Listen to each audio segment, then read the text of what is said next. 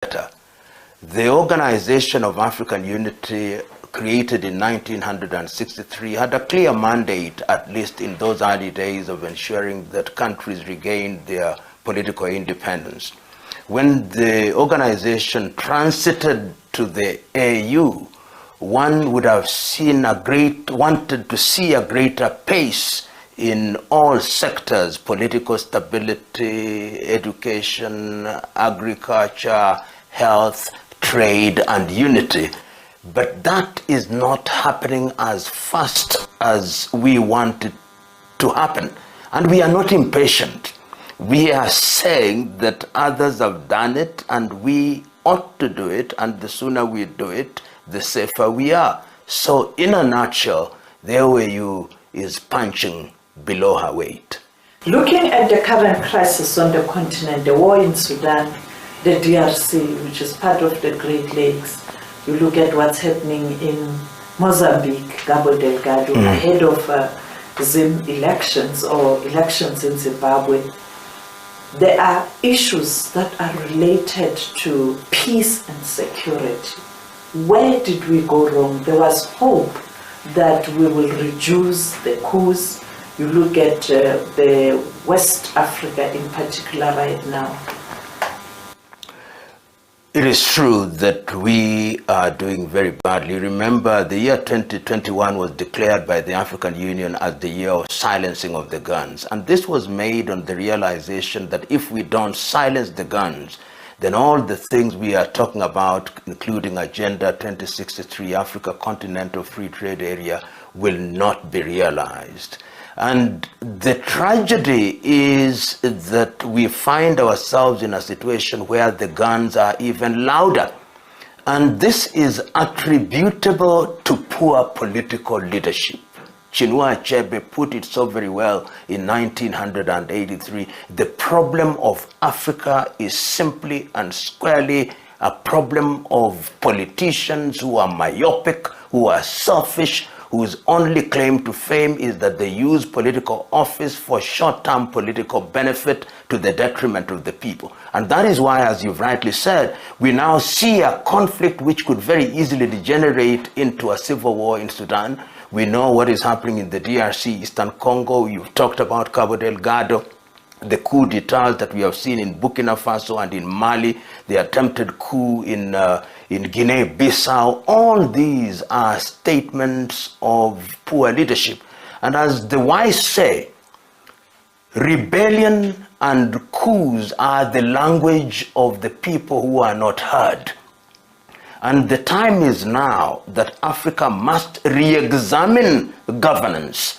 There is also the truth is that some of these governance systems that we inherited from the colonizers are proving very difficult to be effective. The thing we call democracy, which is defined for us by Western world to mean periodic elections complete with multi-party politics, these are some of the things that we ought to be bold enough to ask. Are there elements within our traditional governance structures that can be infused in governance in order to limit conflict and to ensure that conflict is mediated in a proper fashion?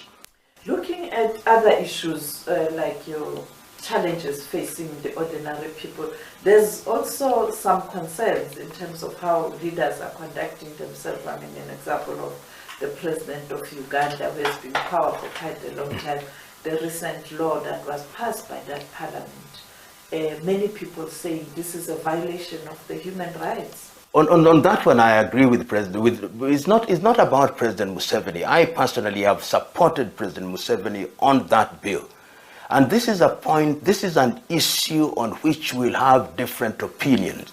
The regime of rights which we are being asked to follow is a regime of rights that was imposed by the Western world in 1948, the Universal Declaration of Human Rights. When the Universal Declaration of Human Rights was being initiated in Paris, no African country was independent. And at that time, they say the civil and political rights were the most important. Then they said that economic and cultural rights were important. Then they say development rights. Now they say all rights are interdependent and therefore they are universal.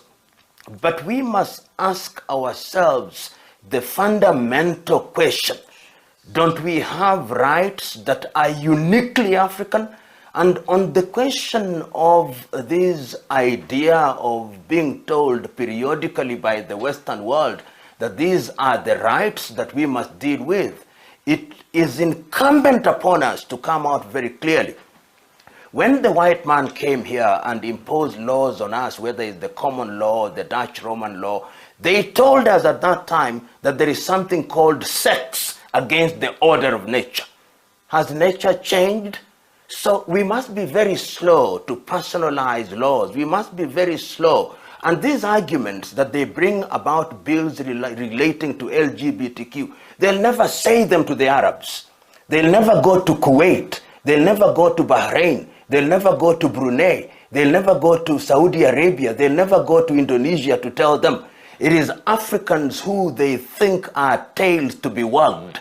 So on this issue, the government of the Uganda and the people of Uganda, I am with them 100%. There is no freedom outside of the law. How do you balance the decision or right to choose? Choose what? The choice must be limited according to the mores of a different community. And in any event, should we be talking about LGBTQ when we have no food on the table? And the danger, including with you journalists, is that now when you interview people, you have your own position that you want to impose on us. We refuse. We know. In the United Nations Human Rights Council. But the